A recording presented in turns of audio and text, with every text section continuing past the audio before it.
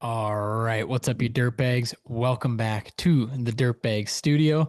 My name is Luke Eggebraaten. We just finished up this incredible Christmas special episode. As you guys will hear, we had recurring dirtbag himself, Matt Studi from Sapphire Construction Services, on the show. Um, he had something to say. And so we needed to get Matt back on the show. Matt is a great, great friend of mine. We spent a lot of time together over the years. He'll come down to Arizona. We'll go golfing together, hit him over the highway. But also, we spent a lot of time in Dallas together a couple months ago at the Dirt World Summit, or in November.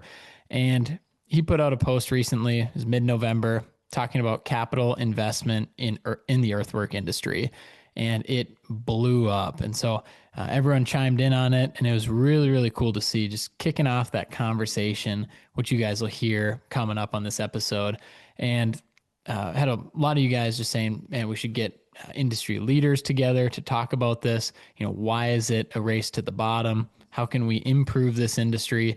And so this is just the first step to that. We wanted to get Matt on as soon as possible, and that's what we're doing here. And so I think from this episode, we're going to continue this series, hopefully, and hopefully this will inspire other podcast hosts out there to bring in leaders to talk about the industry as a whole and why is it currently a race to the bottom when it comes to the financial side of things. So Matt weighs in on this, and we jump in. We have a great time. We go through a lot of the comments, but we also have just a great conversation around the industry, and super, super excited for you guys to listen. This episode is kind of our Christmas special. It's December 19th. We're pushing it out. We'll likely put out some bonus content for you guys on Christmas. And just can't thank you guys enough for sticking with us, especially through the holiday season. I know we just had our Dirtbags University free webinar. You'll be seeing that on our channel as well. Joe Casey, Colton Creer, and myself from all three of us with Phaser Marketing put on that free webinar and doing a little bit different. For those of you that have been following the show for a long time, you guys know that Dirtbags University is typically a paid webinar. It's closed off. Usually you reserve your seat, you pay to be there. It's an hour and a half, and then we don't record it. We don't put it out after. This is something we're testing out here is let's do a free one. Let's see what the response is like. Let's see if we can get it to more people. We still have the paid version in our back pocket. But for this one, we just wanted to put something together for you guys as you're preparing for 2026, putting together your marketing plan. It's what we do every single day. And coincidentally, Joe and Colton from our team are also heavy equipment operators. So they have kind of both experience from both industries. They work for Phaser full time and have for a while now, and are in the digital marketing world. But on the side, they're equipment operators, and they have been for a long time. So it'd be really cool to have them into Dirtbags University and to try and give you guys some free content on the channel. So let me know what you guys think about that. I'm super open and curious to see what we do with Dirtbags University in the future. I know we've got something good there with your guys' feedback. Just trying to figure out the best way to deliver it to you guys. And I don't think it's a monthly webinar. I like how we've done it quarterly, and it seems like you guys have liked that as well with just how busy you guys are. But any feedback on Dirtbags University would be much appreciated. And we just want to keep pushing to give you guys more and to do our best. So let's dive right into the episode here. So I hope you guys love this one. This is episode number 109. Earthwork is a race to the bottom with our guy, Matt Studi from Sapphire Construction Services. Brandon, if you could cue the music, let's have a great day. Hope you guys enjoy the episode. Let's dig into it.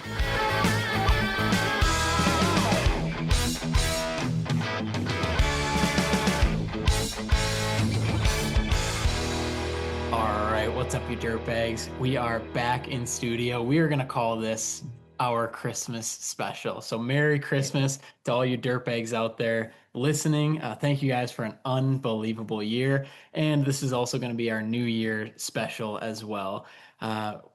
We could not do this Christmas episode without bringing in the man himself, Matt Studi with Sapphire Construction. Matt, I like the hat. Looks good. Good looking hat, different shade. Love it. So I gotta ask, are these the same hat actually? No, this one is, well, it's the Okay. same style. It is actually a different color. Okay, because I'm like, that could just be used and abused in the gym, No, sweaty, dark blue, but and mine I've worn 3 times, so it's still got the that uh, vibrant shade. the royal blue is the only one that I've taken care of. Yeah, I love The it. one you got on. Well, here's what we got for our Christmas episode special. I'm drinking the Best Day Brew. It's a Kolsch NA. I've been over 3 months sober now, so excited to keep that rolling until the holidays. I know you were just in Vegas for F1, but what do you got? What do you got drinking for this last? I am on a NA Blue Moon. I am 3 days sober after Vegas. So So we gotta talk about that. So you were just in Las Vegas. Obviously, everyone saw it was the F1 race. What was that yeah, like? Let's take some time to walk through that. What is an F1 race like in general, but especially in Las Vegas? it's wild. Just from upon arrival, everybody gets pretty used to just the wide open strip. You can Yeah. Uber right up to your front valet service or whatever, and it was interesting. We stayed at Planet Hollywood. We had some friends at the Bellagio, and Ubering in there was quite the adventure. We were going down the back alleys, around the blocks, and then had a good stroll with our suitcases to get there. But it's wild what they did to set that place up for this race. Like it is impressive. Just grandstands everywhere. They certainly they certainly want their money for people to be able to watch because all like the overruns over the strip and stuff. They've got them all blocked off with like super dark. I don't even know what kind of material it is, but you can't see through it. So Okay. there's no stargazing and watching for the people just roaming. You got to pay for a ticket, and which kind of sucks. But you Yeah. can't So catch any of it when you're just roaming around. I was going to ask about that because Las Vegas obviously is known for having the most hotel rooms in a city in the world. And so Mhm. if you're in certain hotels, can you not see the track or how does that work? Um, well, I know we couldn't see anything from where we were at. We actually had like a pool level at Planet Hollywood, which didn't matter since the pool was closed. But I think in a lot of them, if you have a view of the strip, you're probably all right. I'd imagine there was probably quite a few watch parties just like in the suites and everything. But Sure. we were we were set up at. We had some really good friends that brought us in on being part of this weekend, which we were extremely thankful for because I felt like a poor person in a rich man's world out there. And it was a pretty crazy venue at the Bellagio. We had a table upstairs that we could see the track from, and they had all the hors d'oeuvres and drinks and bottle service, and it Wow. was cool. And just Dude, watching that's cars zip by at 220. so I saw a couple of your Instagram stories and I love F1 and I love events like that. But the viewing experience of an F1 race, because like you said, they're going 220 miles an hour. So you see them zip by. Are you more watching Yep. the screen and then seeing them zip by, or is it like what is that viewing Well, a experience like? combination of both. You can't really help but do one of these Yeah, right. Snap your the neck. whole time. I think it depends kind of where you're at though. Like I think being on a corner would be really cool just because they're obviously slowing up a little bit, but those straightaway runs are pretty cool. But it's kind of like any event you go to. You know, you go to an NFL game and you're watching the big screen most of the time. You go to a college Right. ball game, same thing. You're just kind of there for like the social atmosphere and the social experience and the venue. But it was really cool. Okay, so I've never been to an F1 race and I've never been to the Kentucky Derby. Are there similarities of like people are dressed up and it's kind of like a who's who kind of thing, or is it more just Vegas feel It and was actually more kind of Vegas feel, you know, okay, a interesting. lot of jeans and suit coats and stuff. I mean, a lot of the gals were dressed to the nines because again, it's Vegas. That's what they do there. But I'd say Right. for the men, it was pretty casual. Yeah, a lot of oh dude, that's But awesome. And I'd say Verstappen won it, Kentucky didn't he? Derby's what's that? Max Verstappen won it, didn't he? Yeah, I believe so. It Yeah. was hard to even tell by the end of it. Shit was Oh, going by so quick. dude, so fun. And then so you get made it back from Vegas. Dude, we got to catch up on a couple other things here. We were at Dirt World Summit together in Dallas, Yep. Texas. I mean, we spent most of the. I mean, it's a short conference, right? So it's only Mhm. what 2 days, but they In pack total, yeah. in the value in these 2 days. And so I know you and I were there together, which was unbelievable. And then you and Becky stayed after the show, didn't you? So you guys stayed in Fort Yeah. Worth. Yeah. We stayed in the same hotel and there in Grapevine. And then Friday after the conference, we went over to Fort Worth and spent the night down there and hung out with the DCX boys and checked out Billy Bob's and kind of did the whole deal before we flew back Saturday. And Just actually, getting in trouble. Becky my wife got a real badass, what, not jump jackets, but like the old school bomber jacket. That's what I'm looking for. This bomber jacket because she was a little chilly in the bar, and the waitress was wearing this badass Billy Bob's black and white bomber jacket. So we bought it off of her, and now it belongs to us. That's so awesome. I just realized this entire first part of the podcast, I didn't have my mic plugged in. So I was just talking into this for no reason. Whoops. Does that pick anything up? Yeah. Well, it must have just been right through my computer. So this is the Okay. Christmas special. This is special. Just got the microphone delivered. Yeah.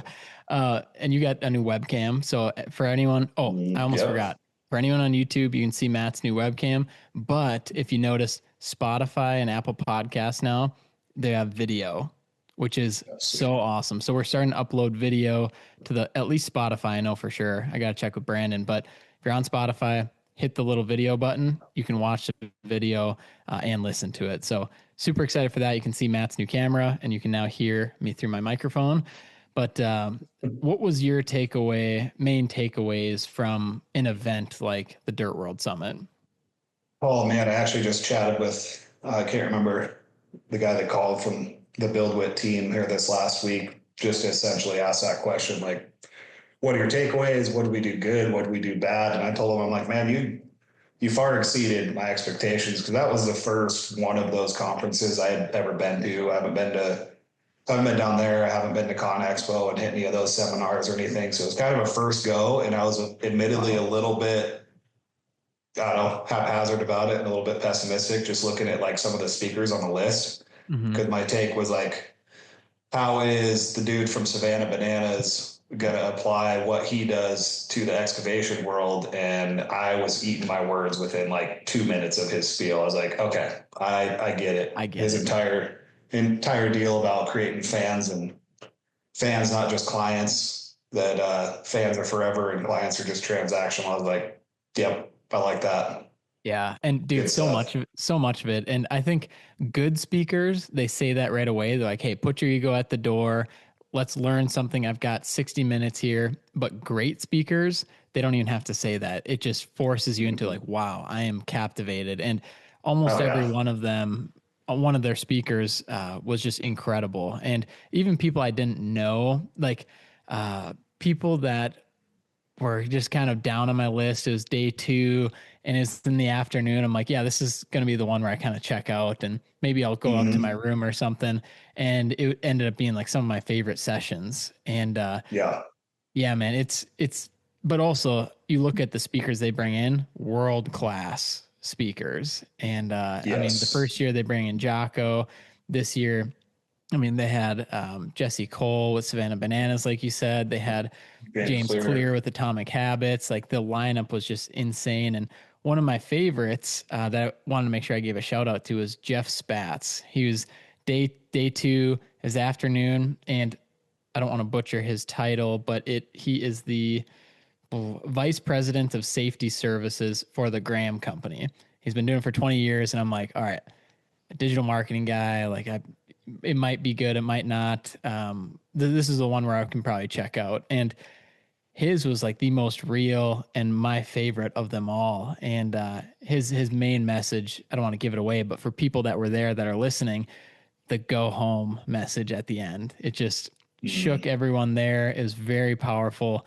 And yeah, I mean, you don't get those types of experiences staying home and listening to podcasts, but being in person at these events, man, it's very, very moving. And like you said, they did a really good job of just, and not even that they had to try, it was just who they are and how they exemplified themselves. But I told you at the beginning, I'm like, I'm probably going to be up and out of the room and standing up and walking around and shit Taking quite a calls. bit because I just get a little bit antsy. But I was pretty well glued to the seat, a lot more Yeah. so than I thought I'd be.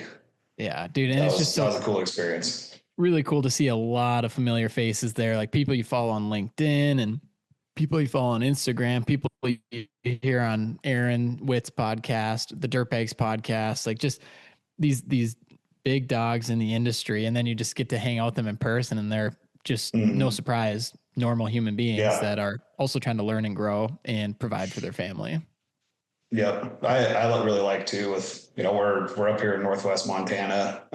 There's not really many contractors up in this area that engage in those conferences and these conversations and everything. And it was cool to talk to, I'll butcher some company names too, but talking with Dane and the DCX boys and talking with William Sybil's guys over out of Bozeman and talking to some of the guys with can't remember their company name, but do deep underground up in Canada and Mm-hmm. tons of people and having, the very similar conversations and they all kind of landed on the same sort of struggles and same sort of issues that we all run into. So it was kind of, you don't want to, I guess in a way, misery loves company, but it's nice and reassuring to be like, okay, this isn't just something we're dealing with. This is kind of something everybody's dealing with. Yeah. And I think Aaron Witt starting off, like one of my biggest takeaways from the whole thing was him starting off with his first spiel and just coming in raw, just raw Oh dogging yeah. everybody with, hey, essentially our industry is kind of fucked up. Like Yeah. we got a lot of problems. And I was like, bingo. And I don't think there's anybody in that room that could have argued with anything that he said. Yeah. Anything about the safety culture, anything about the health culture, anything about training, any of that. Everybody was just like, yep, he's nailing it. We're listening. So yeah, and just being about the future and not about the past. That one stuck with me big time. Yeah, 100%, man. And what I really, really love and want to give a big shout out. It is in Phoenix next year. So it'll be 10 minutes from my Yep. house. So that is massive. Hope to see everyone that's listening. I think they have like the early bird tickets going on right now. Go check them out. I don't get paid to say that, but it'd be sweet if I did. Go check And them you out. don't It's, have to rent somebody else's condo. yeah, you guys can come stay at my place. And yeah, that'll be great. But what I really love about it is they have limited seats and limited tickets. So it's a lot different. I love Con Expo. There's 150,000 people there. The Dirt World Summit, there's 1,400 or 1,500, and Yep. they cap it at that on purpose. And they also charge a bit more on purpose as well, which I also like. And it brings the serious people there, the people that want to be there, the people that aren't just there to get credits, people that aren't just there because their boss wants them to be there. It's like it's a significant investment, and the people Mhm. that you talk to there are some of the best and A players, and they are the leaders that you want to be associated with. So the conversations you have there are very, very high level and specific, but high level conversations. Yep. So would love to see everyone there. One other one I want to give a shout out to is Benjamin Holmgren's ground crew. His February one on operations is coming up, is also in Phoenix, Arizona. Everyone's just helping me out here. So I won't have to travel as much in the winter and the spring. We are also sponsoring Benjamin Holmgren's. We sponsored his cash flow workshop with Scott Pieper with mobilization funding. Unbelievable workshop. Everyone, Ben has been on the show before. We definitely need to get him on again. But if you guys end up coming down to Phoenix for that one, let me know. It would be great to see you guys. So with this Christmas episode special, Matt, definitely wanted to bring you on. You stirred the pot. We'll start there. And who would have thought Facebook? I mean, obviously you had some engagement elsewhere, but I feel like the main one was Facebook. So you had a few drinks in you one night and you threw something out there. Like, tell me about that night and what made this conversation stick, which led to us having this podcast to dissect what is happening. Yeah. So it's something I've just been thinking about a lot throughout the course of this season and having conversations with other contractors, primarily contractors and other trades and everything. And just looking at looking at excavation as, excavation, logging, and farming. I'll put those up at the top of this list as far as the capital investment it takes in order to get the equipment, get the right people, train the right people, have the vehicles to get them from each job site back and forth, the technology, everything that goes into it, and comparing that to other businesses. Let's take, I always dog on the framers, and this isn't to dog on them because framers are super important too. But you take a one man band with a helper that has a mini excavator and a skid steer and a trailer and a pickup.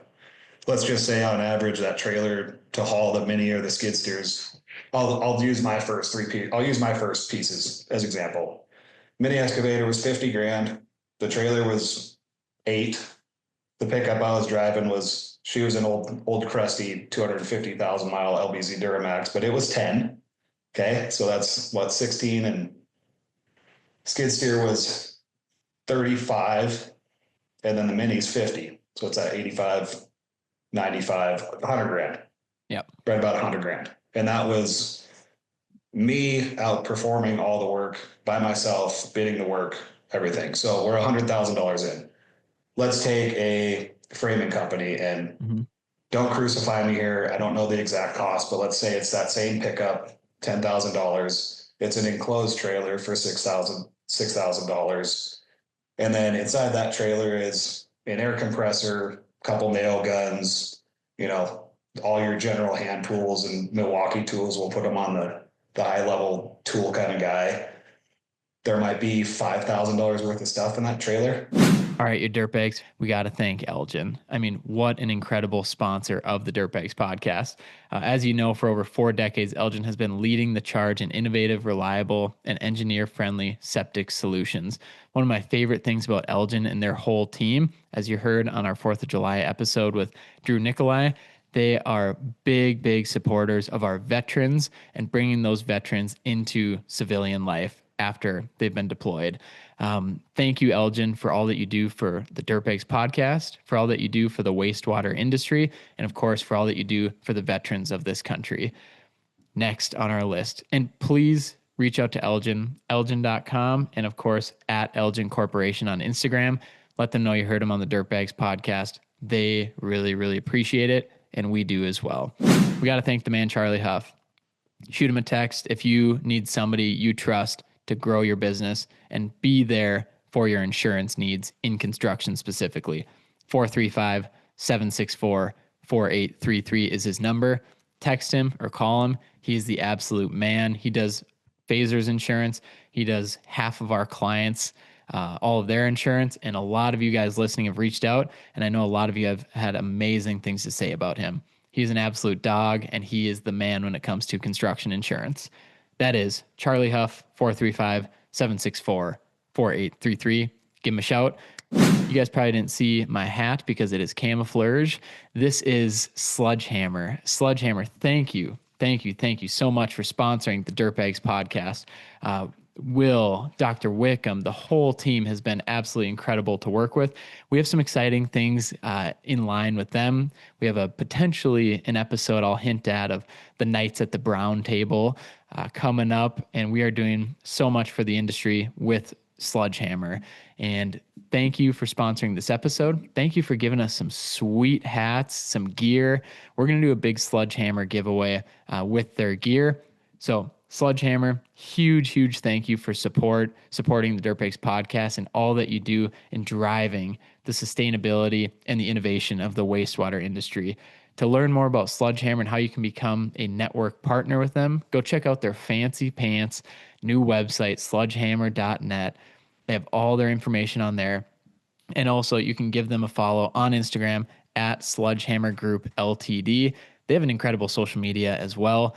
But shoot them a message and let them know you love what they're doing and you're following them on the Dirtbags podcast in this speed round ad read session. So with that, I hope you guys enjoyed that speed round because we're going to get you back to the entire episode. No more ad reads as long as you guys reach out to them, let them know, hire us on at Phaser, talk to Sledgehammer, talk to Eljen, talk to Charlie, listen to the Dirtbags podcast. So you're $15,000-20,000, and you can go out perform the work that you need to do. So just that ratio of, and that's one example of a million. I saw a concrete company on Marketplace today for sale for $25,000. So that's I just spent $30,000 on a skid steer to keep in our yard to load shit on trailers. So that's Interesting. just comparison wise there. So my point of it all is just like we pump it so much money into just get it going, and we can leave repairs and maintenance and everything on the side of that. And what I've found in these conversations with people is, essentially in my mind, earthwork is kind of just a sprint to the bottom. You have the big capital investment. However, when it comes to bidding jobs, securing jobs, you look at the rates that you build within your projects for your operators that are digging around gas mains, digging mainline pipe, cutting big foundations to grade, all these things with precision. And then your laborers that are there for support, and the labor, I feel like this is a different conversation, but I don't think the word labor gets a near enough credit, because if you're a skilled pipe layer, you were worth gold. But the risk is there. And then I was looking at, and this is our rates, but it obviously has to hold true for other competitors in our valley because we're competing against them and we're still getting undercut heavily.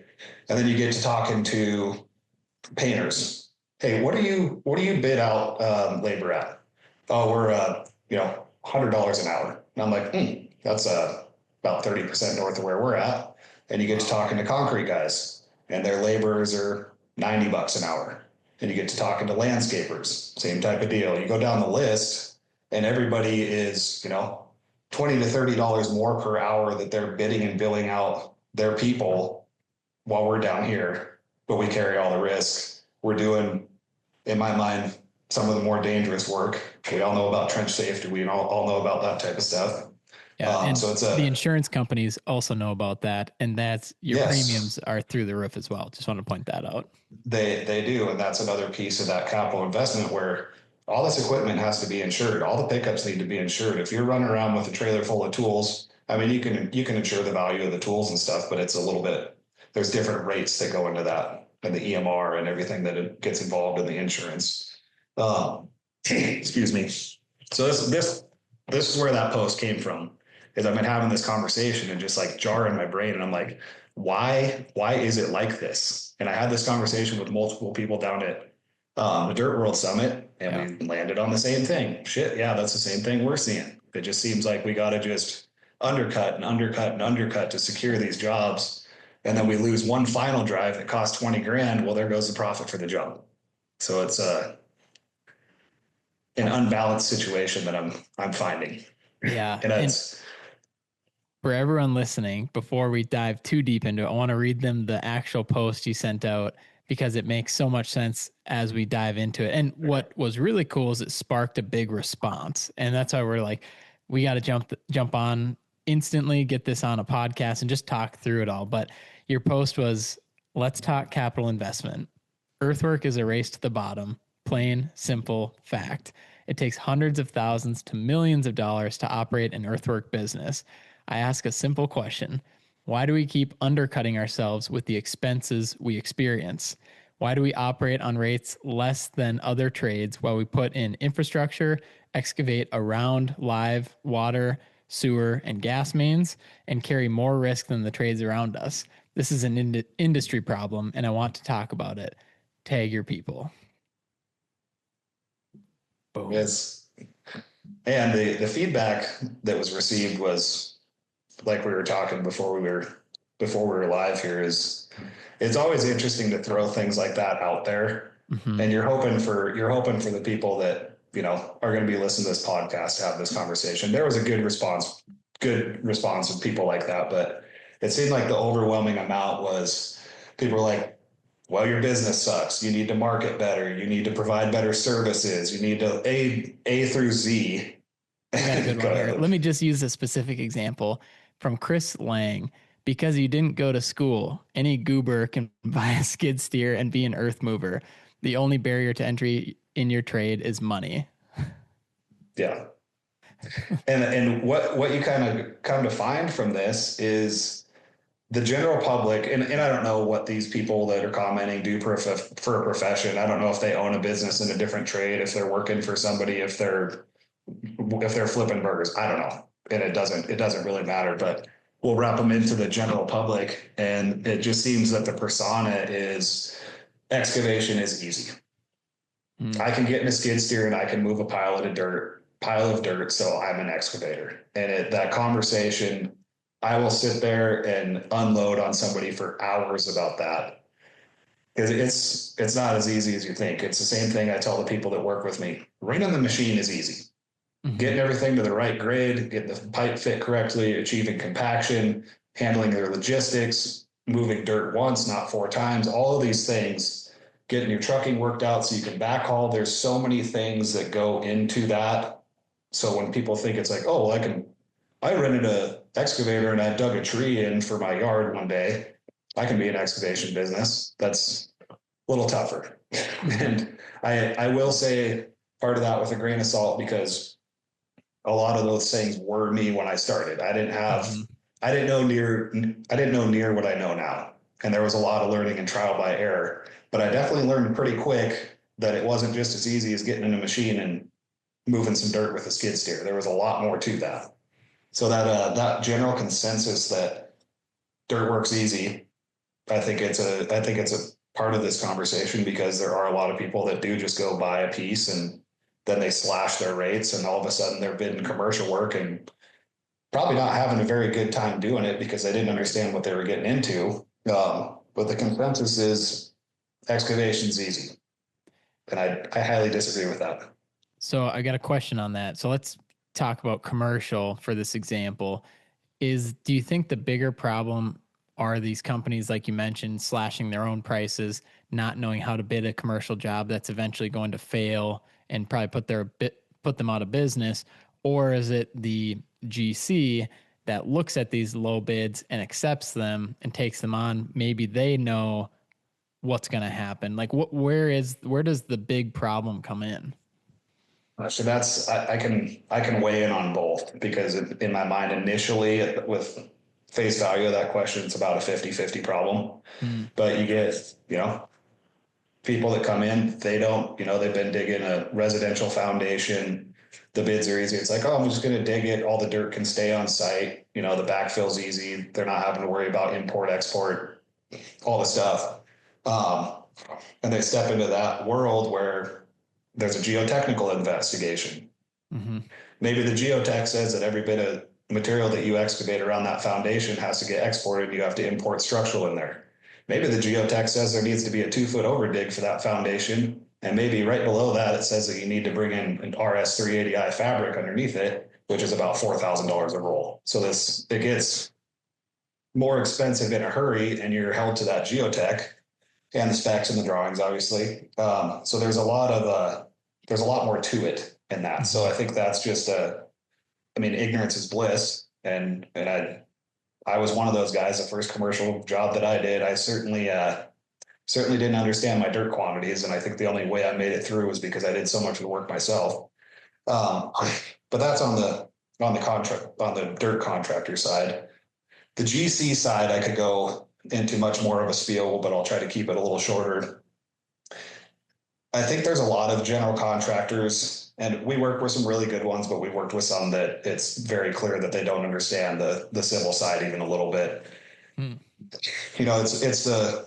we've hopped on the Dirtbags University before, and I've showed our bids and the line items. Everything we do is very detailed. We've got our mobilization, and then within our civil scope, we've got our topsoil strip, whether that's to stockpile it or export it, our subgrade cut, all of our fabrics, all of our base, everything's very detailed, quantified, down to fittings with water main line kind of deal.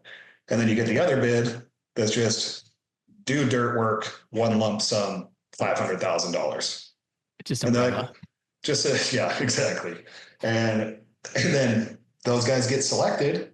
And I've had this conversation. It's one I'm forcing this conversation more and more.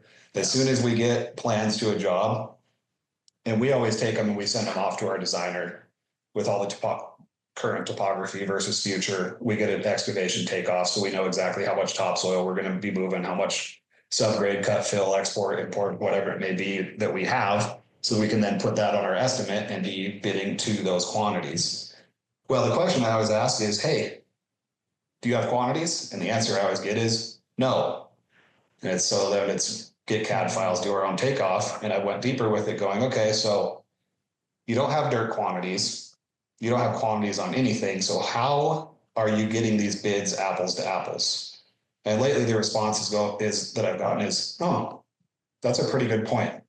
And I say, exactly. So when you call us and you tell us that we're 30% north of the low bid, I can point you in a couple of directions as to why. And if you don't have those quantities or they haven't acknowledged that that's what they need to move for Earth, you're kind of putting yourself in a bad situation too, because one of two things are going to happen. The contractor that was that low and missed all that stuff is going to show up and immediately want a change order. Right. Well, I didn't know I had to export the topsoil. I need more money. That's going to happen, which probably won't go in their favor. Going to end up in a legal matter. And the second thing that'll happen is the guys will realize they're not making any money on that project. They'll pull off, go somewhere they can make money, and then we end up in a legal matter again. So, right. And we've got a couple general contractors that we work with that are absolutely awesome with stuff. We'll give them all our unit breakdowns, and they'll go through it and say, "This is good. This is good. Take another look at this. I think you're a little light." Because they want us to succeed too. And I think that needs to be a more common thing, because if your subcontractors are succeeding, your project's going to succeed from a GC standpoint too. So would you say that the quality GCs or what makes a quality GC might also be the knowledge they have of the subs that they work 100%, with? 100%. Yes. That's something I've noticed huge, because that one contractor in particular that we've done quite a few jobs with, their project manager has a deep understanding of civil earthwork. Mm-hmm. And you can tell pretty quick when you talk with the contractors and you're asking those questions. Say there's not a geotech on it, like, hey, when we excavate, are we okay to use native material inside before we put our gravel section in for a slab on grade? If they just stare at you, they probably don't understand why we would ask that question. Yeah. So it's but yeah, the education, I mean, to me, a general contractor needs to know a fair amount about every single trade that comes on their job site, or else how are you going to QC? How are you going to schedule and get your successing and predecessing trades in before and after people and make sure that the job goes smoothly? And a lot of the times you find out, hey, you know what? Just give the concrete guy and the framer my phone number. I'll coordinate with them, because I can tell right now this isn't going to work out. Yeah. So the success of a lot of these projects, especially for the subs, sounds like it hinges on a great PM that knows like how to connect all the dots here, or is it, do you think, more hierarchy of the GC itself? I think both. Yeah. I think the on-site individuals, if they can understand how to have a job flow so that everybody can be, there's always, I understand there always has to be multiple trades on site for the greater good of the schedule. But where that hinders is, hey, let's stack 3 contractors in the parking lot while you're trying to prep it for asphalt, because they have to get done too. Mm-hmm. Not realizing that, hey, that's great, but if you just got the hell out of our way versus you don't, it's still going to get paved at the same time. The only difference is we're now going to lose a bunch of money because we're pre-prepping it 4 times, and your other people are losing money because everybody's working around each other. And it comes down to a scheduling deal too. It's another tangent I could go on if you care to hear. Oh, we got it. Let's dig right into that. I mean, so we got to do it.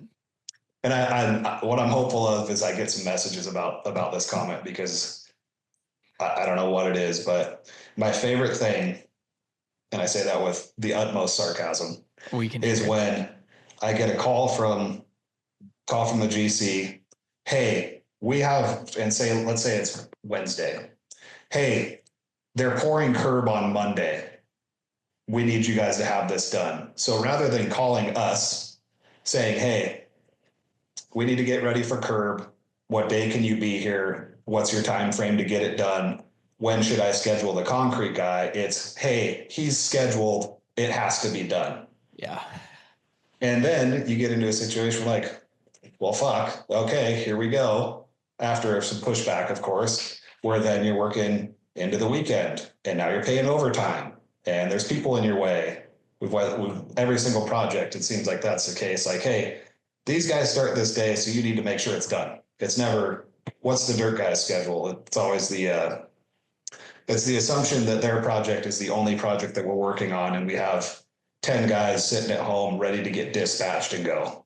Mm-hmm. And that is certainly not the case. We're usually working on shit. About a month ago, I tallied it up, and we had, between projects we were working on and the projects yet to start this year, we had 12 or 13 different projects. So we're moving around. So giving us well, concrete guys will be here in 2 days, has to be done, and we're not even on site.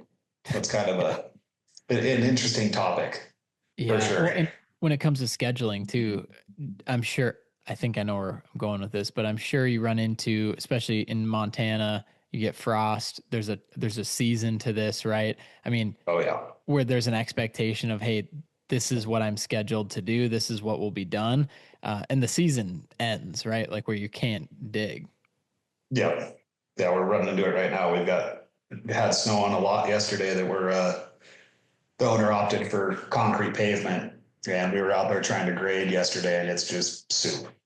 So the option now is to shout out Dane. I was talking to him about it last night, is get a ground thaw heater on it, cover it up with plastic, and dry it out so we can do what we got to do. But that's which fortunately a lot of GCs don't understand too. Well, we need it prepped. It's like, and there's snow on the ground. What would you like me to do about that? I am not a meteorologist.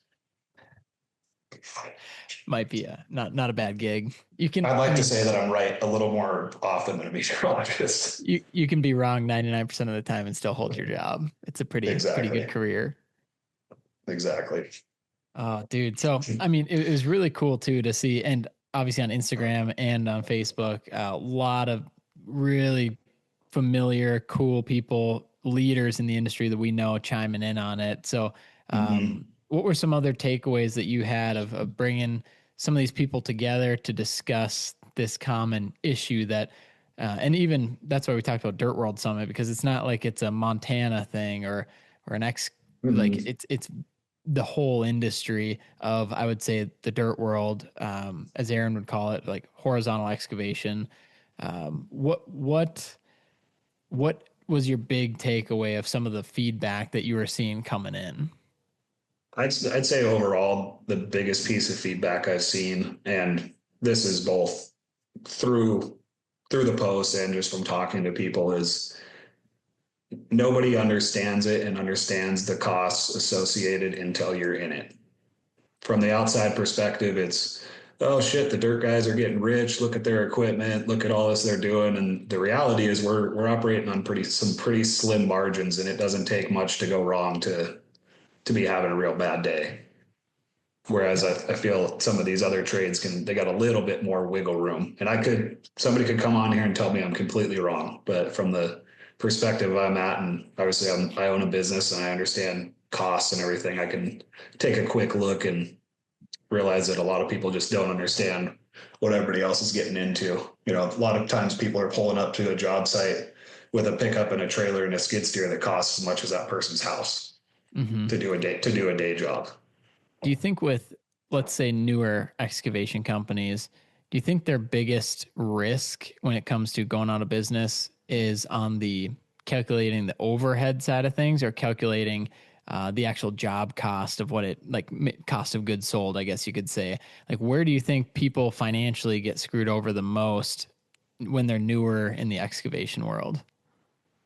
I'm going to say I'll categorize it as a job cost, but it could be overhead type stuff too, in a way. For example, we just had to flush some water lines this week, fire line. One of the hoses blew out.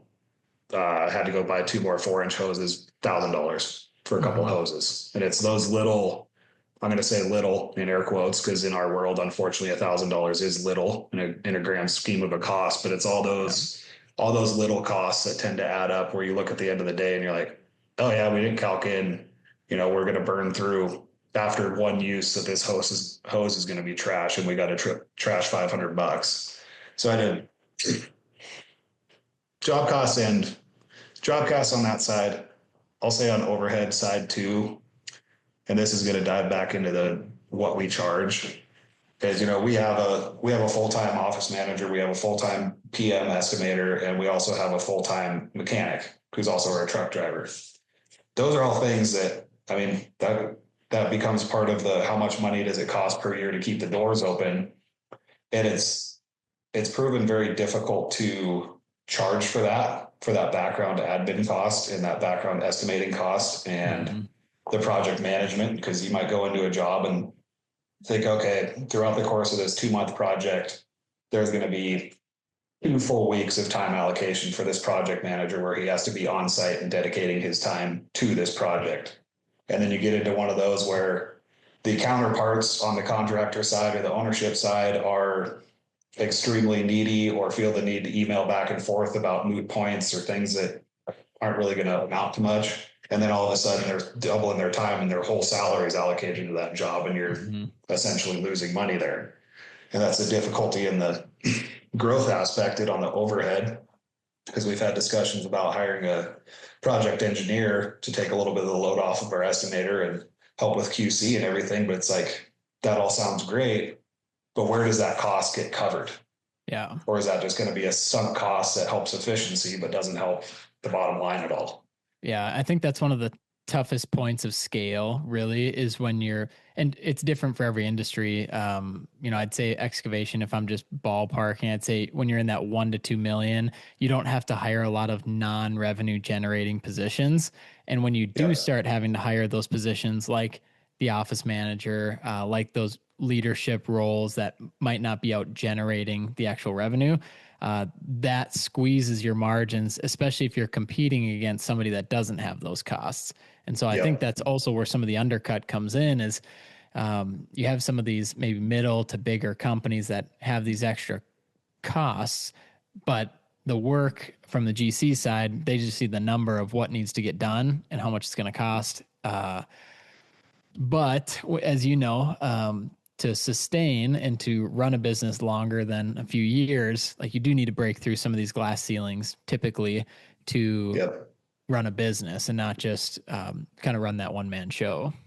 I agree. And I think a lot of this conversation as a whole it's another part of growing pains, because if we were trying to pick off 1 or 2 of these projects a year, and we were sized down and we didn't have the office support staff and we didn't have the iron we did with the need for a mechanic, sure, we could go into these jobs a little bit cheaper, but it's definitely a pinch point in that 2 to 5 range where you need to have the staff to support the multiple projects you're on. You need the multiple pieces of equipment to support the jobs you're on. And you need the mechanic there to make sure the equipment's running, and so on and so forth. And I know there's probably 40 more pinch points as you work yourself up the revenue scale, but it's an interesting topic as well. Yeah. Because I feel like you kind of got to just eat it for a year or 2 and realize no return.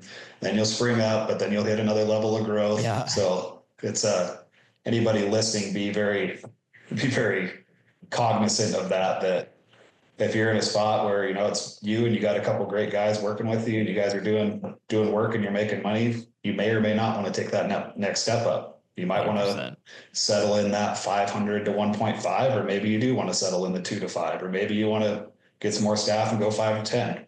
It's things to think about, because there will be pinch points along the way.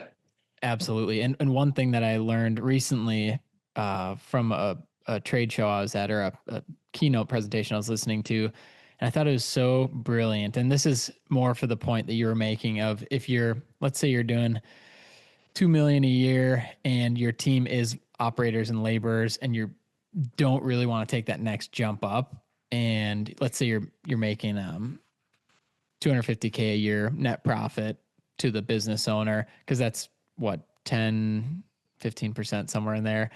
And quick math, something like that. So let's say you're in that range and you don't necessarily have that want to grow. One of the things I learned recently that stuck with me is this concept of outsourcing genius.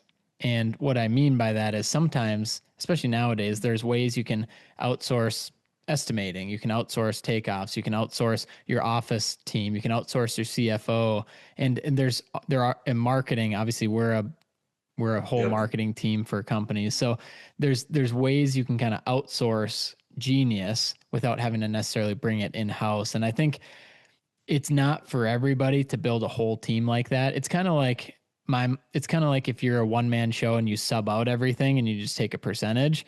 Like it's a way to do Mhm. business. It's not a bad way to do it, but I would say for people like you and myself and a lot of people listening, we do want to build a company. We want to build a culture. We want to build an asset that is growing over time. And to do that, that's when you need a lot of those non-revenue generating positions. Yep. And I agree. I think the hire in the genus is a very good concept because I mean, we obviously do it. We have you guys on board. It's paid dividends big time. Just silent little plug for you there. Heck yeah, we'll take it. Um, and our takeoffs too, when it comes to those earthwork takeoffs, it's either we pump, I don't know how much the software is. Let's say it's $20,000, and then it's the allocation of somebody in house that's going to spend, say, a quarter of their salary a year as far as a time frame goes diving into it, or we send it to the guy that's what he does for his profession, and he charges us, whatever, 300-400 bucks to do a dirt takeoff on a project. That's money well spent in my mind. Yeah. Yeah. And You don't have to keep them busy with something else to make sure they're able to feed their family.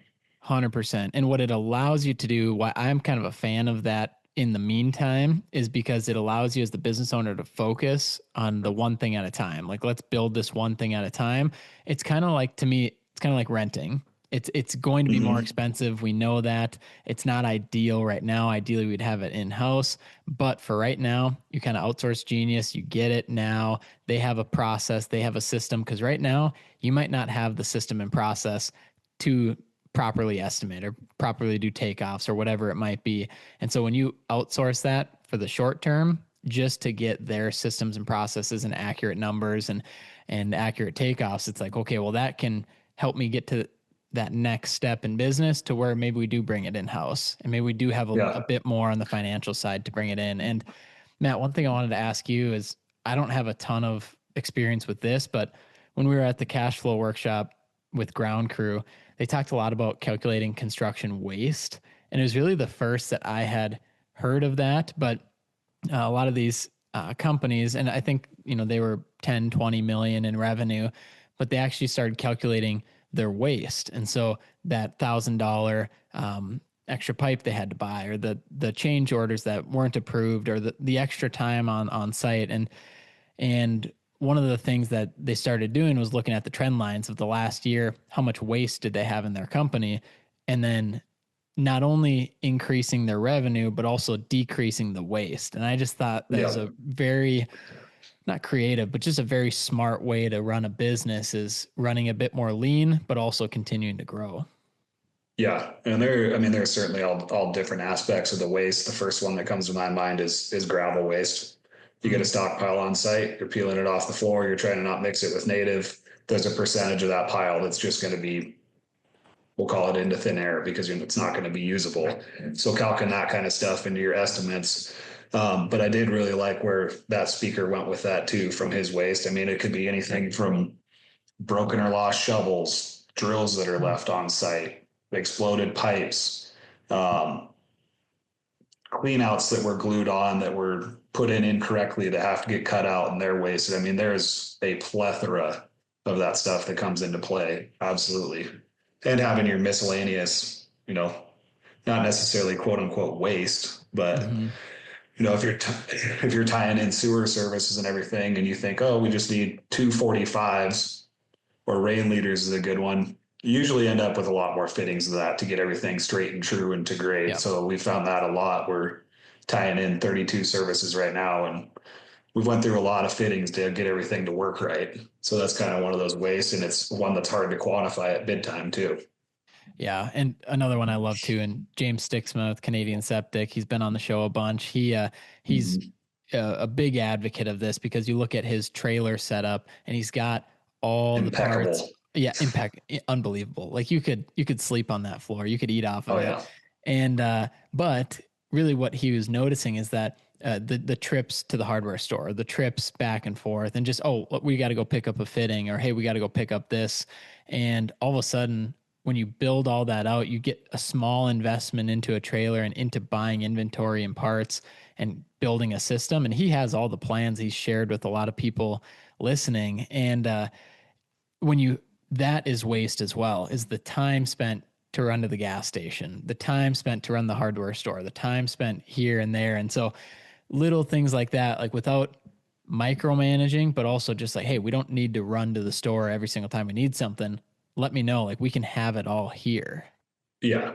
And that'd be a huge one too. Just hone it in on your deliveries. Let's not even go pick it up. Let's make Yep. sure we're ahead of time enough that our local supplier can put everything on a truck, dump it at site, and any of those extra fittings that you can think of that you may need, just put it on the order and we may use it. We may not. It might go in our inventory, but it's there. And especially if you're working on, we don't have a ton of jobs out of town too far, Mm-hmm. but we did a bunch of work in Polson about an hour ago last year. And my Lord, the amount of times that I drove all the way back to Kalispell or met our rep halfway between Polson and Missoula to pick up one $5 fitting because they didn't Yeah. sell it in Polson.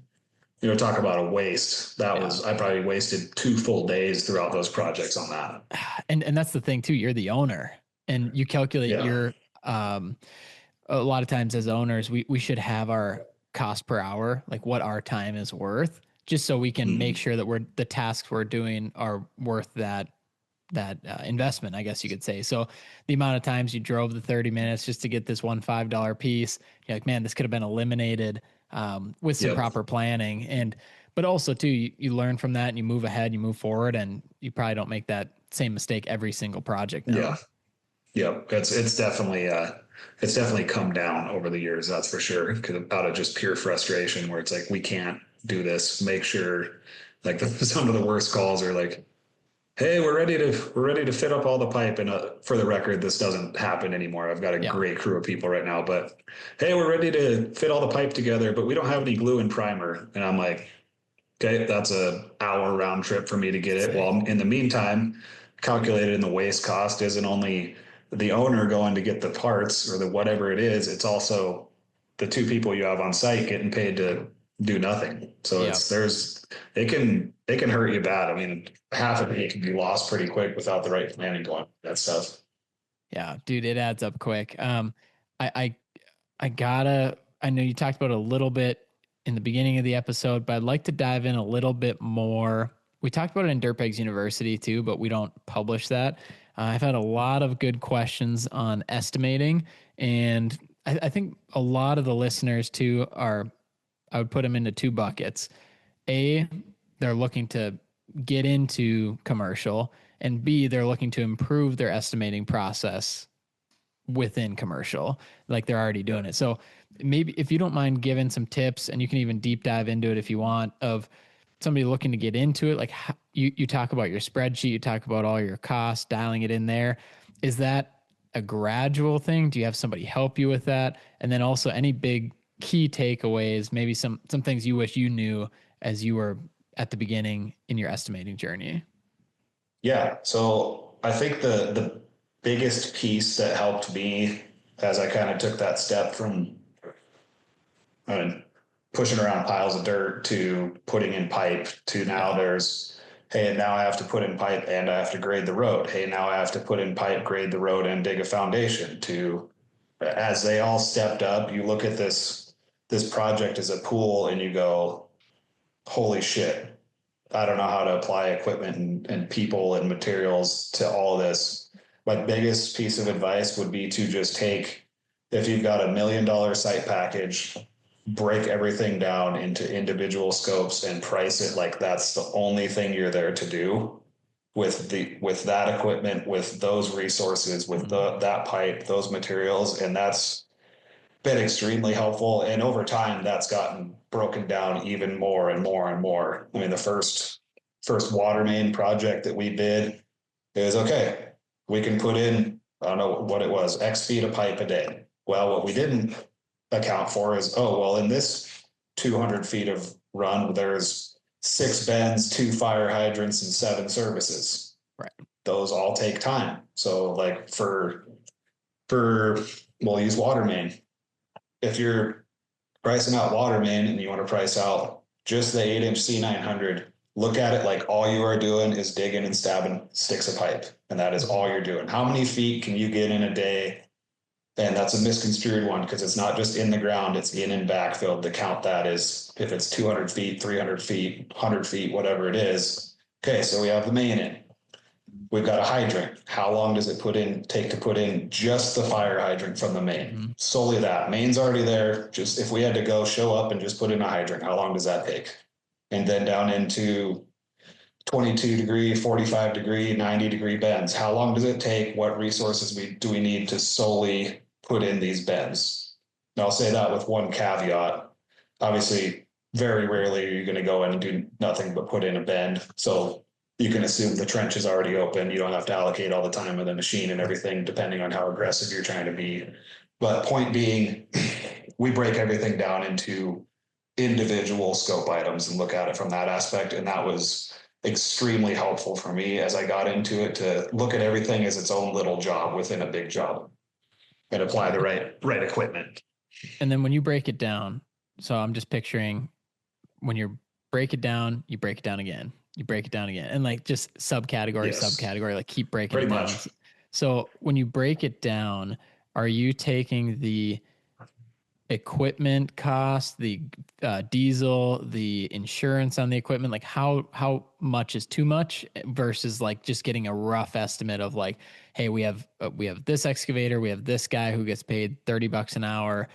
Like how specific are we getting on a $1 million site package? So let's say if we had a subgrade cut and export piece of a pie there, we'd have our whatever size excavator you want to have on there, 320, 330, a dozer, the people to operate it, usually somebody on the ground with a rover, just double checking, making sure GPS is syncing in, or you don't have GPS and whatever that may be. And then as far as the trucking goes, how many yards of dirt can you get off that site in a day? If you think you can load a truck every 10 minutes, use a 50-minute hour, how many yards is that in a day? Or that's going to be your driving factor, is how much dirt can you get out of there in that day, at least in my opinion. And then it's just applying time based on that. But as far as the equipment costs go, that wraps back into a larger spreadsheet we have that is essentially, what did we buy it for? How many years are we going to keep it for? What's it going to be worth at the end of that time frame? And how many hours are we going to use that machine for? Over here being seasonal, if we get 600 hours on an excavator, we're doing pretty damn good. Mm-hmm. And then our insurance cost is calculated into that based on our current rate with our insurance company. Our fuel cost is calculated into that based on current fuel price and consumption based on CAT spec, essentially. Usually it's just gallons in the machine divided by 12, just 12 hours that is meant to run hard. Obviously, you're not running it that hard all the time. And then maintenance costs, what's it cost to do the oil filters, air filters, everything every 500 hours. And then repair costs, which we try to kind of budget some money in there. Hey, if in 4,000 hours we lose a final drive, what does that cost? And break that down. So all those things get pulled in together, and then we add in our overhead percentage, which we just use last year's gross rev, or what is it? Total overhead divided by our last year's gross revenue kind of gives us a percentage of overhead. That's added to it, and then we put profit on that for our equipment rate, and then for our people in the field, it's their hourly rate plus their taxes, labor burden, plus their labor burdens, 401k, phone stipends, pickups, all those things that add up to that, plus some profit. So that one's a little more complex. And if anybody wants to chat about that, they can reach out to me because it's something I'm still trying to hone in. And I talked with good old Will about it one day too, and we both kind of decided there's about 6 different ways to do it on the equipment side. But which Will Schuler? Yeah. Oh yeah, Yeah. he's the Yeah. man. And as Matt mentioned, for everyone listening, definitely reach out to him at Sapphire Construction Services on Instagram, obviously on Facebook. I feel like you're pretty active on LinkedIn too. Not No, really. all right, don't reach out to him on I LinkedIn. think, yeah, you'll sit waiting for a response for quite Yeah, some time. I'd say Instagram's probably the best one. yeah, I'm 100%. most active on there. So reach out to him on there, and yeah, man, that's why I wanted to dive into this with you because you can even hear as you're diving in, like some of these nuggets that are coming out as you're talking about it, and even too like the sinking fund for repairs, right? Because a lot of times sometimes we can over calculate and forget about some of the future things that happen that aren't on the job site, right? And so Yeah. that would be an example of a sinking fund of, yeah, you're going to have maintenance, you're going to have repairs, air filters, fuel filters, everything. And you need to factor that in. And so sometimes it's like, it's great to get very detailed. And then you also need to take a step back and plan past What that one I project. I'm trying to think who told it was somebody at the Dirt World Summit. It might have been one of the guys with Williams. He's like, sometimes knowing what we know is almost a bad thing because Exactly. then that you get in these details and you understand the cost to do this job, but then you find yourself frustrated because you've put together a good fair bid to do the job and do it right, and then you get slashed, and it's like, well, I know the numbers. I can pull them all up for you. I can show you what this costs. I can show you how much this piece of machinery costs, and it's like you said with the sinking fund. Go buy a skid steer and I'm gonna go out and charge $1,000 a day for me and a skid steer. I'm making $1,000 a day. No, no, no, you're not. Yeah. Not at all. Most But of the that's, skids, depending on how you run your depreciation and your um, yearly utilization and everything. I mean, mhm. that skid steer could be costing you 35 to 45 bucks an hour just to be running. So there's not 500 bucks a day. There's about 150, 200, which that's another piece of the rates conversation. This whole thing too is what you can get for this big capital investment in machines. And I Mhm. honestly can't figure out, at least in our local market, how people can go out and be profitable with rental machines. Because I mean, we have machines that we charge $1,000 a day for the machine after we run all our calculation. I was just Mhm. talking to you about. I've got a separate spreadsheet that's for rentals, and if you run it based on a weekly rental, that same machine costs $1,500 a day after Just the cost. rent. After the rent, the insurance that you have to pay on the rent, and the fuel. If you extract, there's more deep formulas for that, but because that's about $1,500 a day in cost, and we're over here charging 1,000 a day for the same machine and owning it.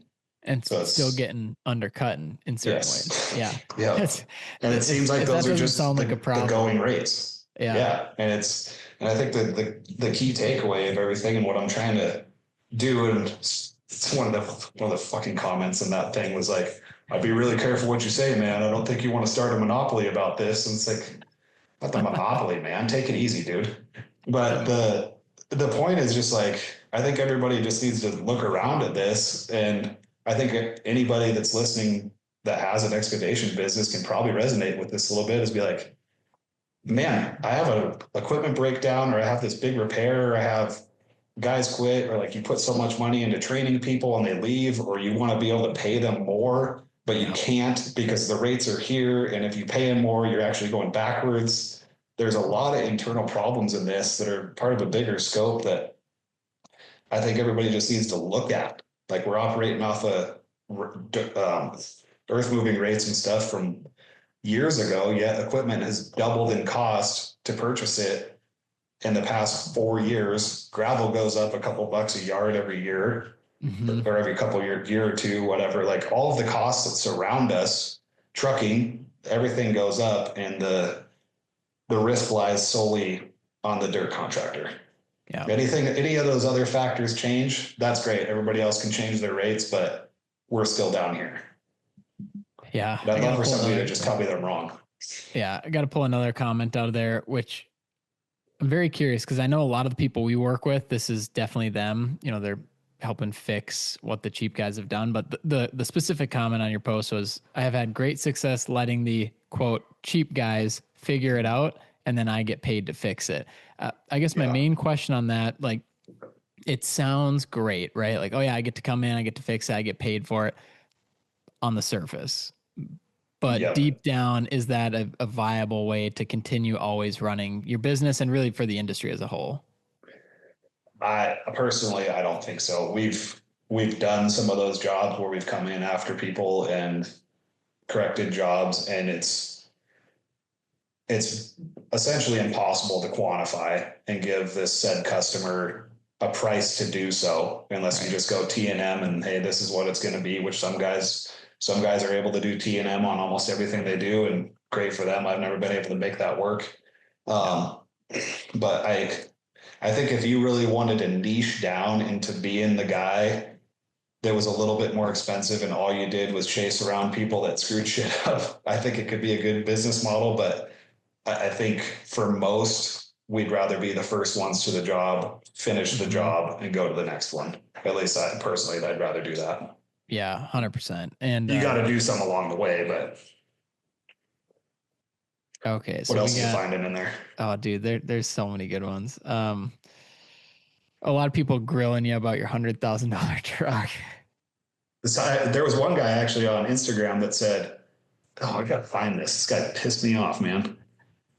Called our 2022 Cat 315 and my F350 a piece of shit."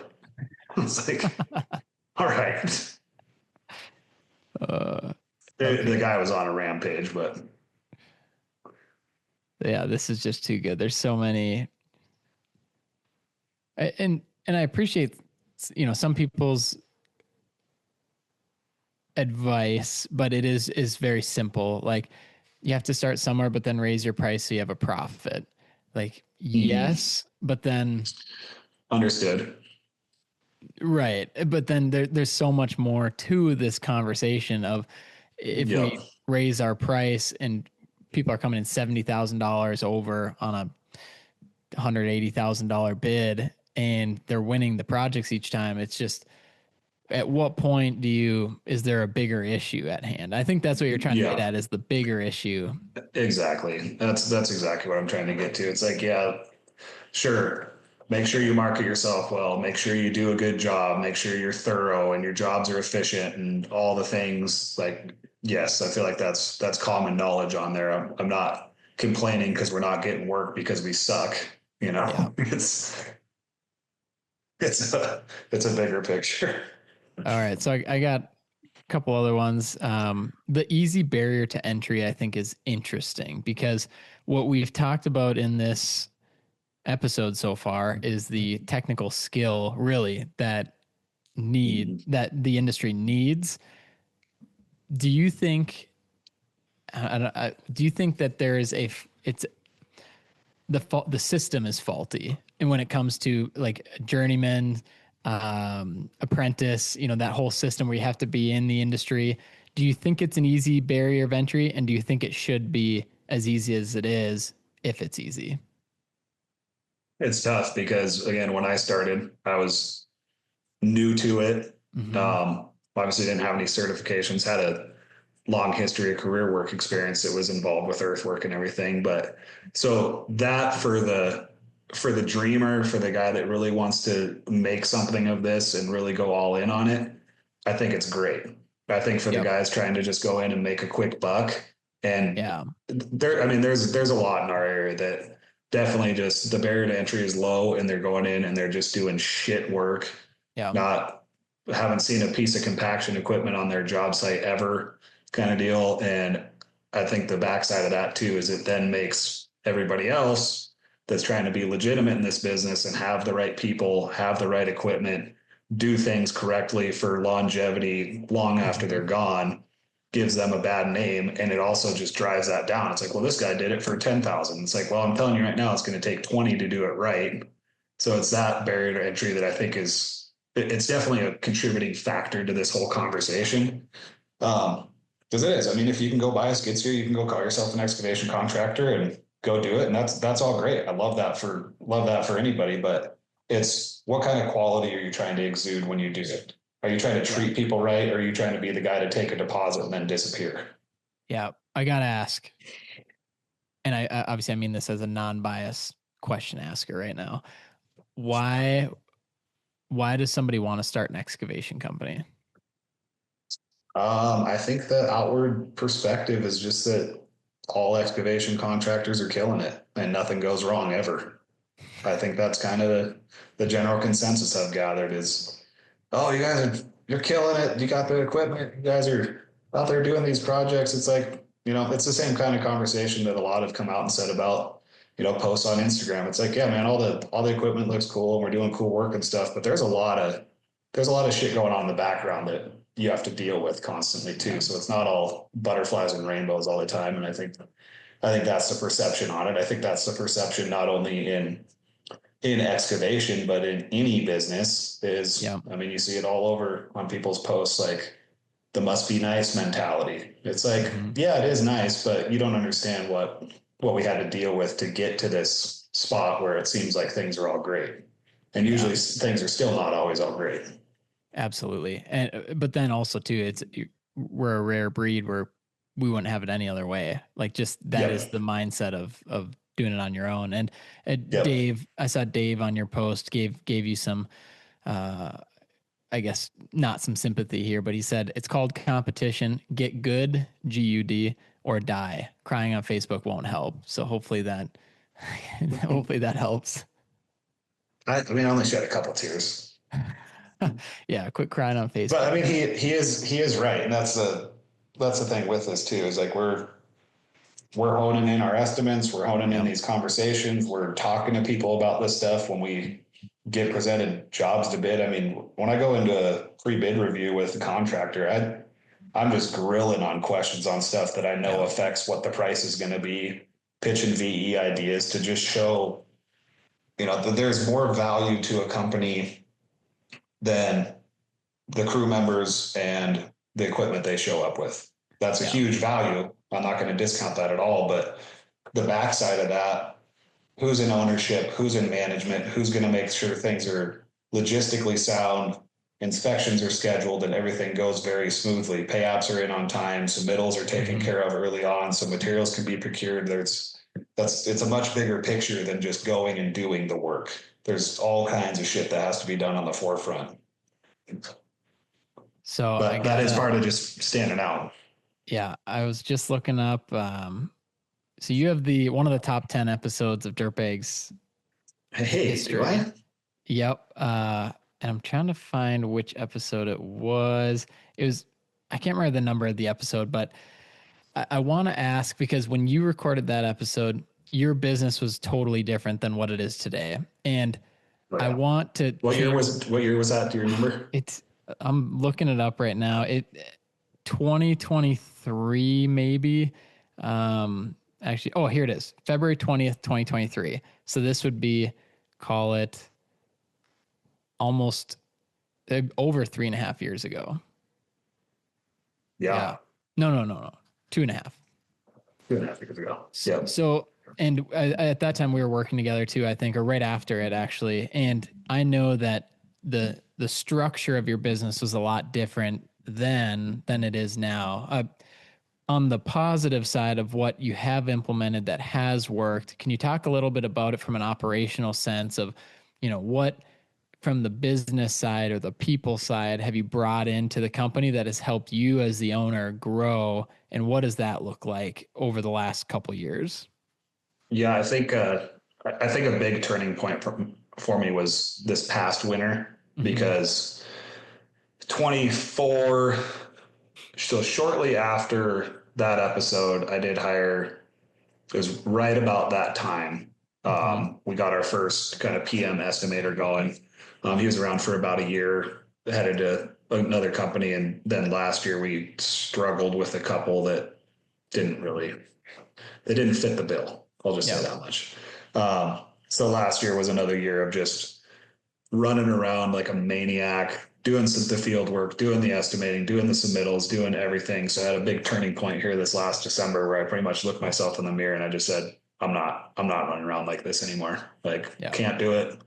Refuse to do it. I have to figure out how to get the right people in play.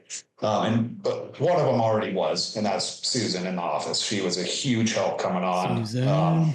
helping with the books and all of the paperwork side of stuff that will sit in my inbox for 2, 3 weeks, and most of the time is important enough it needs to get out much before that. But I kind of just looked at myself. I'm like, I just knew I was suffering from it because the stress levels I was dealing with 24/7, go to bed pissed off, wake up pissed off, run amok, chasing problems.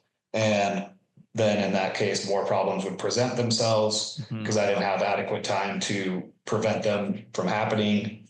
Kind of just like with the runaround stuff we were talking about earlier, just wasted time, wasted money, wasted energy. So that was a big turning point in it. But from that time, I mean, from 2.5 years ago, shit, we've doubled revenue.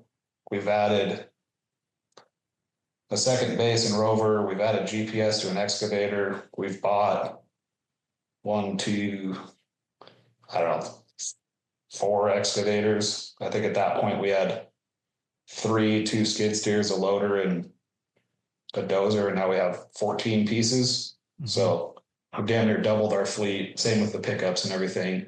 And I think the biggest contributor to all was just putting some more trust in the people in the field. Like I think anybody can resonate. It's our baby. We want to make sure that things are done, a certain way, which is the way that we feel is right and correct and good to the customer and is going to last a long time. And just allowing myself to let go of that a little bit, be there to help, but also understand that like, hey, these operators, these foremen, these laborers, they're hired, like this is their job, is doing this stuff out here. Like my job is to make sure that this business is operating and we have work ahead of us so that these guys are able to work full time, able to pay for the things they need to do in life, able to take care of their kids and live a fruitful life from that position. And realizing that and letting go. And the second thing for me was getting the correct office staff as far as a PM estimator going. And we brought a guy on this year that I cannot speak highly enough about. Don't know if he's a big podcast listener, but if you listen, Craig, shout out Craig, godsend, my friend. Yeah. And just a guy he's been in the industry, and he's, we've learned some stuff together, kind of learned my process and how we go about bids, and he's just kind of taken it and ran with it. And I think moreover, the biggest thing with him is finding those people that truly give a shit, that they're not just there to get a check and be like, oh, it's 4:30, I'm headed home. Like the gumption to like get things done, be a part of something cool, be a part of a good project, put in that extra work. I mean, we had like, my best example of that this year is we had a force main tie-in we had to do next to the highway this year. Got down to it, and it was a little bit different than what was in the drawings. And long story short, we were out there until 5 a.m. We finished backfilling. Wow. 22-hour day. And it was 5 of us out there. PM Craig was one of them down in the ditch helping. And we're at a point, it's 4 a.m. and everybody's joking, laughing, having a good time. Like, this kind of sucks, but we're having a good time doing it. We're all here, just that camaraderie and building that culture. We're like, hey guys, we're here to build cool shit. And there's going to be bad days. And some of this work is a pain in the ass, but being able to come together and just like see the bigger picture and feel that self-reward of like, fuck yeah, we just got that shit done. And I love that.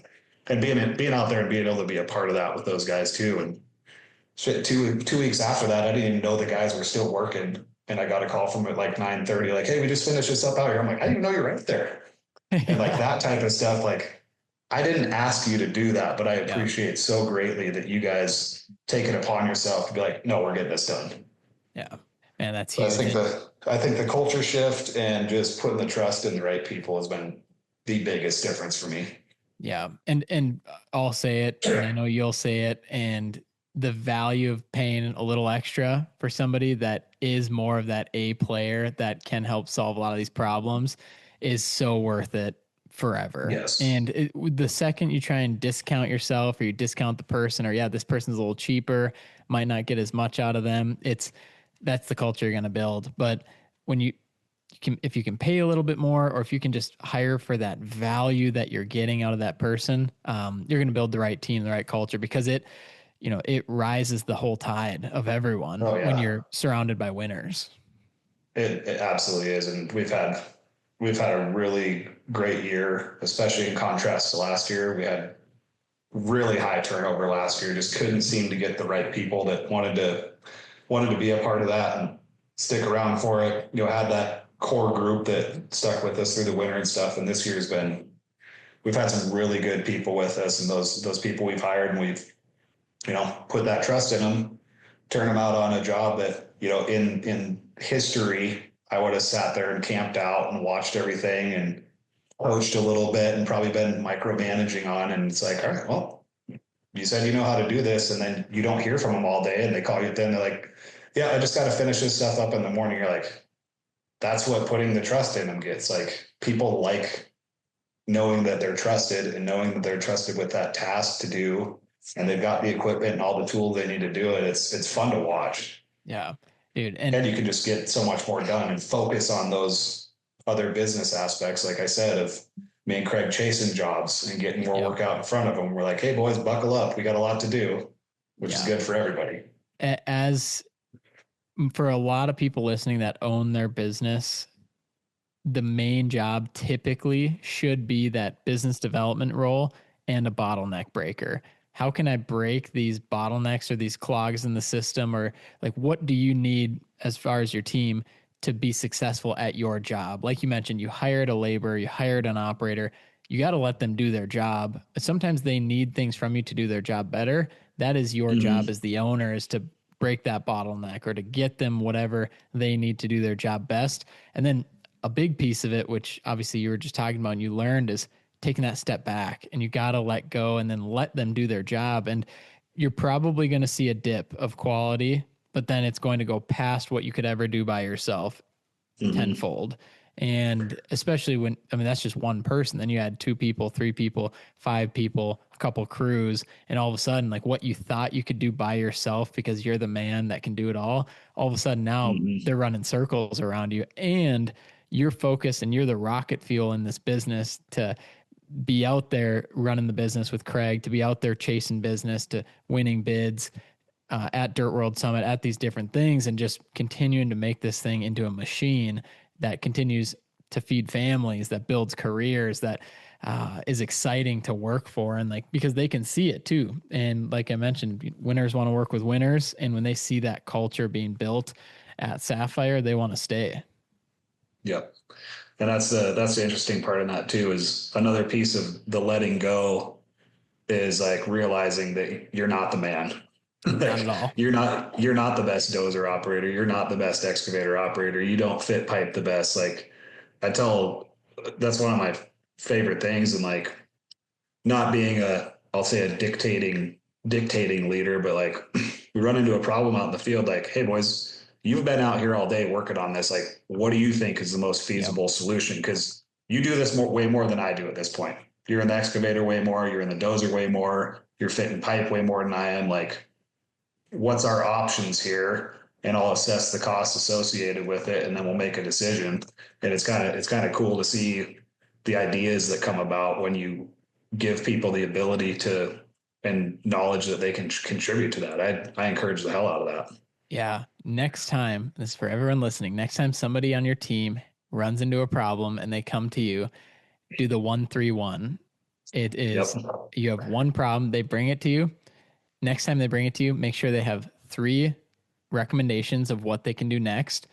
And then of those three, they need to give you their one recommendation. And it's like you mentioned, Matt, they're on site, they're doing the job. They can bring you, hey, these are our three options. This is what I recommend. And then you, as the owner, you still get to say, yep, sounds good. Nope, that's too much, or let's do this. Yep. But what that does is it teaches ownership of your team. You're letting them do their job. You're letting them cook. You're giving them the space to do that. And then also, what it especially does is when they come in and they put the problem on your desk, it makes them take that problem back out of your office and Yep. fix it themselves. And so, really taking ownership. But they call it the 1-3-1. So when there's a problem, they bring it to you. They come with three options or three solutions, and their best or their favorite that they think is the right way to go. And then you, as the owner, would approve or disapprove of it. Yep. I love that rule, and I also love when a because that's the other part of the business ownership, putting out fires. Yeah. I absolutely love when I learn about a fire that was extinguished before I even knew about it. Yeah. Do you hear about what happened today? No. Do we need to fix it? What's going on? Oh, it's already taken care of. Well, what'd you do? And then Beautiful. being able to assess there too, like, hey, love that you fixed it, but next time think about A, B, and C, and that might hone in on how you want to make your decision the next go around. And just always having it as a learning experience. I've got a younger guy right now, works his ass off, good kid. We were just talking the other day because he made a mistake on a pipe joint. We found it, we got it fixed, all's good. And he was just telling me, he's like, sorry, man, I really didn't mean to make that mistake. And I just said, hey, did you learn from it? Because it's when you start making the repeat mistakes Yeah. that we have a problem. But if you make the mistake, you learn why the mistake was made, and you're able to correct it, you're winning. So how do you think we all got here? Yeah. Making a lot of goddamn mistakes. Fail forward. And back to the fires. As an owner, you're always going to be putting out fires. But what you need to do as you grow as an owner is graduate from the dumpster fires to putting out house fires, and then keep going up from there. So the dumpster fires and the little trash can fires, those are going to need to be delegated but to your team. Like you said, hey, we extinguished it, we took care of it, it's all good. Because now your time continues to get more valuable, where you're working on bigger issues and you're always solving problems every single day. It's just the issues change. You're hopefully not in Microsoft Outlook trying to solve a technical issue, because hopefully somebody else in the office can work on that, right? And it's we got just an IT team for that. Yeah, right. Another one of the outsourced ones, IT, outsource that shit. Big time. Yeah. I mean, the size of company you need to be to have a full-time IT person. I mean, it's a totally different animal. And I think the same way with marketing too, you can have an in-house marketing person. I love that. But then giving them some extra firepower and extra help through an agency, shameless plug to us, because that is what our business is made for. Like we were talking about outsourcing genius earlier. That's all we do every single day. And it becomes a lot cheaper on the business owner side. Like you mentioned, when you outsource a IT team, it's way cheaper than having a full-time director of IT in your office.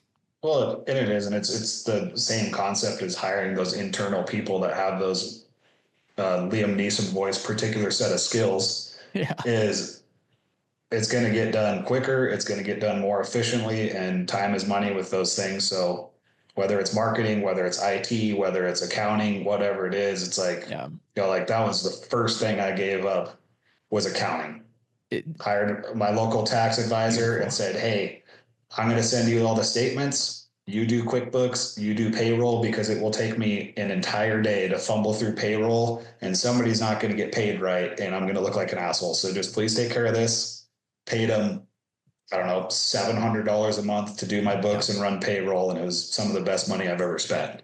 Yeah, that's usually one of the easiest and one of the best ones to outsource from a legal perspective, from a time perspective. I mean, you name it. Just, like you said, not looking like an idiot, messing up payroll and affecting people's lives. But when people are hanging on to their taxes or payroll or trying to do it in-house, it's slowing them down like crazy. I got a real problem, and sorry if any of you are this person, but people that try to process their own taxes. Stop it. I don't care if H&R Block is $100. You probably just really screwed yourself, especially when you get into this type of business with depreciations and all the things that go into it. I couldn't even begin to try to do my taxes. Yeah, dude. I mean, it's like they say, stepping over dollars to pick up nickels. A lot of times we're looking at the wrong thing here, and we're just like, oh yeah, we can save $800 or whatever it is. But then you zoom out a couple months or a couple years, and you're like, you just lost out on tens of thousands of dollars. But the opportunity cost of it all. Opportunity cost, not even factoring in the cost of your time as well. So once you get a handle on what your time is worth and actually calculating that out and then putting that to the tasks that you are currently doing, it all of a sudden you're like, okay, I should delegate this to somebody else. We should have somebody else working on this. And like you mentioned, taxes is one of the easiest first ones that should be delegated.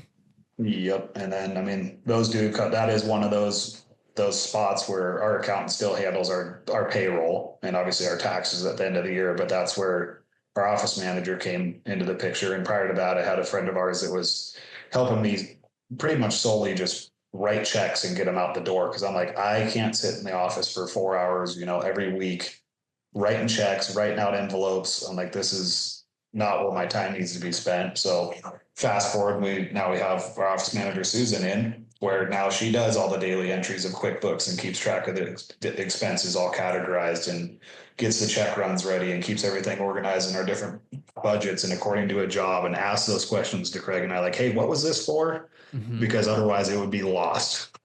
I can guarantee that.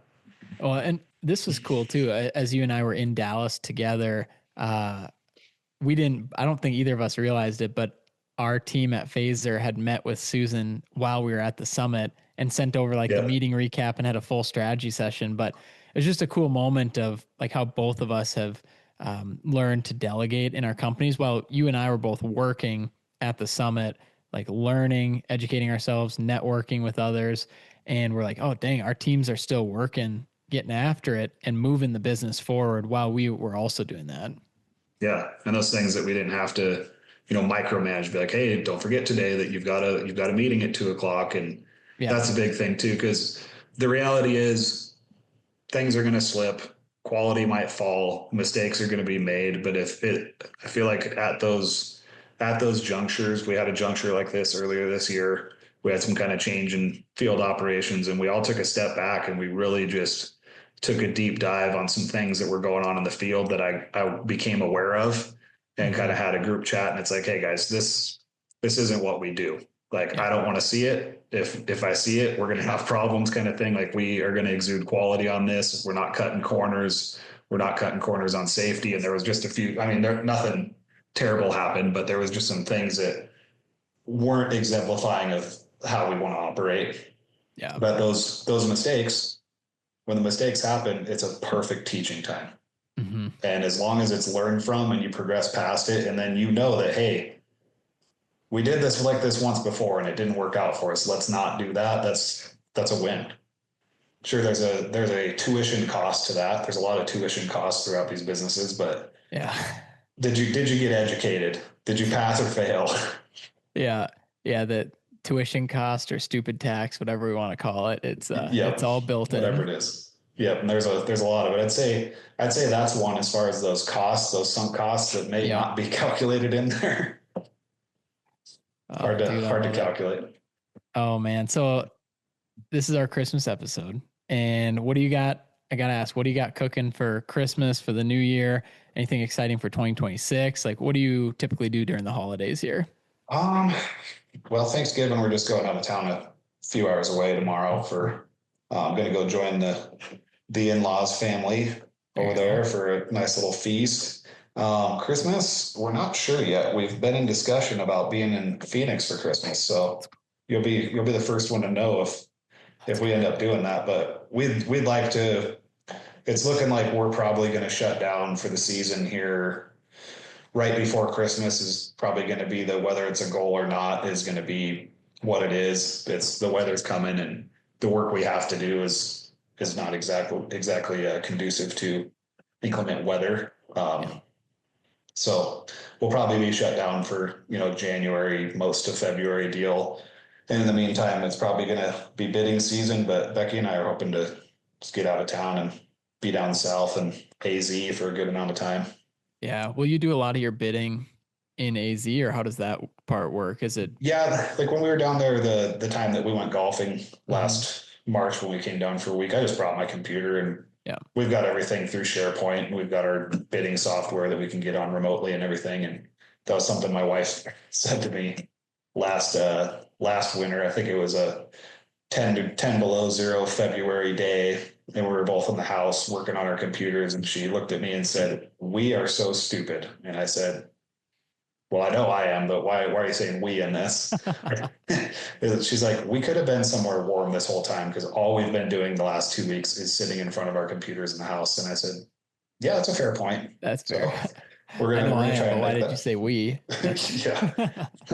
So I think we're gonna make it a point to try to make that work at least for some time this winter and Craig's going to be around. It works out good. I mean, it's Yeah. kind of business as usual for us. He usually gets all the bids prepared, and then we'll hop on a Zoom call or hop on SharePoint and hammer through them and do our reviews and get them off. So I don't think it's really going to change the function of anything. Did just move into we moved in the new office side of the shop. We're waiting to get the shop portion. The last business, a good friend of mine, they're getting moved into another building. But we should have a lot of stuff to do in the shop this winter, getting organized and getting machines painted back up from using the counterweight as a grading mechanism and getting maintenance done and all the stuff. So yeah. Oh, I A few love battle it. scars. Yeah, dude, that's awesome. Another Yeah, I'm sunk excited. cost. I mean, yeah, some waste there. I'm Yeah. excited to get up to Montana and come see you guys. We're looking at the summer because hopefully you guys come down in the winter here. And yeah, I mean, you can truly be so productive nowadays when you have Yeah. that, like when you work in Montana and if you're truly closed down, like you said, and you come somewhere else, like I don't know what it is, but when I'm somewhere else that's not my house, I'm so productive on my Mhm. computer. It's like I don't know, like the plane, the airport, the hotel room, I'm just dialed in on my computer. So sometimes getting out and having a different sense of scenery while also still Yep. being able to do your job, like sending out bids, running the business from a remote setting. I mean, that can be just a great reset for you as a business as well. With the sense of sun that I'm after. That's probably it too. Yeah. Yeah. That Well, the that vitamin really D. I pump down about 10,000 IUs of vitamin D every single day, and still when the sun hits my body, it's like a new life to me. Yeah. Getting In it, like Dallas, getting it. Oh man. you, you, Speaking of you being had in a you computer. had two new lives in Dallas because when I first saw you, you had gotten some sun. That's for sure. Yep. Oh yeah, I was that first day before the conference, because I got in the night before because the flights made more sense. I was the only jackass sitting out at the pool at the hotel, shirt off on my computer, going through a bid, just loving life. So Dude, I love it. It was so beautiful down there, and first time in Dallas, and it was awesome. I didn't get to explore like you did. I was just kind of to my little Airbnb and then to the hotel and back. But it yeah, looks like an awesome city, and I know you guys had a great time as well. yeah, it's definitely a cool little town. I was glad we were able to spend a little more time over there. That Gaylord resort we were at, there was plenty to see just in that building. I tell you what, man, that they weren't Aaron joking didn't around screw around either. on that. I bought it was a water, just a bottle of water and a Celsius, orange Celsius blacktop can, my favorite. Celsius and a water, and it was $17. And this is Sounds just about like a right. little mart inside the Gaylord. And I know the rooms and the bars and everything. I mean, it was beautiful, but they knew it was beautiful. They charged for it. Yep. They charge the correct price for their risk, would you Yeah. say? Yeah, 100%. Yeah, they knew what they're doing, but yeah, I can't say enough about Dallas, but the Dirt World Summit, Con Expo, we're gonna see you there in Vegas. I think so. I'm going back to Vegas in 2 weeks actually for the NFR. So I Oh might my as well gosh. just go stay there all winter. Yeah, yeah, honestly, at this point, dude. So it'll be great to see you. Hopefully before then, of course. But yeah, for everyone listening, this is Matt Studi at Sapphire Construction Services on Instagram. Shoot him a message if you made it this far in the episode. Obviously, Matt's been on before, and gonna keep him going. Keep maybe a guest host in the near future. He was Maybe. also one of our speakers at one of our Dirtbags universities, which we are going to be rolling out again here. And dude, Merry Christmas, Happy Holidays. We will see you in Arizona.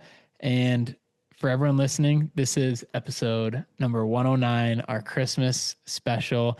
Thank you guys for everything. Make sure you like and subscribe to the Dirtbags podcast. I totally forgot until 30 seconds left of the show, but we have new t-shirts on the website. We have 4 new Dirtbag shirts. You can collect them all. I believe I threw a deal on there. If you buy all 4, you get one free. So it's $90 for 4 shirts. The one I'm wearing is the Dirtbags Racing Club shirt.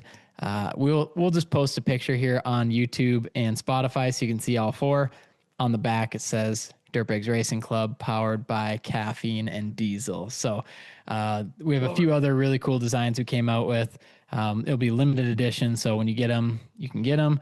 And then when we run out, we'll just run out. So jump on our website, shop.phasermarketing.com, and you can grab some of those. And we'll throw lots of extra goods in there for you. So, Mr. Matt Studi, what a time. Thank you for coming Very back good on the time. Dirtbags podcast. I know this won't be the last one. Absolutely not. All right, Absolutely man. not. Thanks, We man. will see you in AZ, and then we'll see you in Vegas. And thank you for everyone listening. Have a Merry Christmas and a Happy New Year.